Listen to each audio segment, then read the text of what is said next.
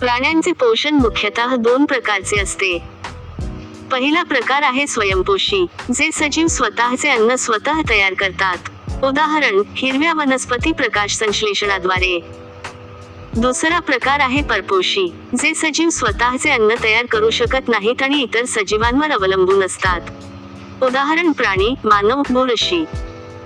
आता पाहूया परपोषींचे 5 महत्त्वाचे प्रकार. पहिला आहे शाकाहारी, जे प्राणी फक्त वनस्पती किंवा त्यांचे भाग खातात. उदाहरण, गाय, शेळी, हरण. दुसरा आहे मांसाहारी, जे प्राणी इतर प्राण्यांना खातात. उदाहरण, सिंह, वाघ, गरुड. तिसरा आहे सर्वभक्षी, जे प्राणी वनस्पती आणि प्राणी दोन्ही खातात. उदाहरण, मानव, अस्वल, डुक्कर. चौथा आहे मृतोपजीवी, जे सजीव मृत व कुजलेल्या पदार्थांपासून पोषण घेतात. उदाहरण, बुरशी. पाचवा आहे परजीवी, जे सजीव दुसऱ्या सजीवाच्या शरीरावर राहून त्यांच्याकडून पोषण घेतात. उदाहरण, अम्रवेल, चू. लक्षात ठेवा, स्वयंपोषी म्हणजे स्वतः अन्न तयार करतात आणि परपोषी म्हणजे अन्नासाठी इतरांवर अवलंबून असतात.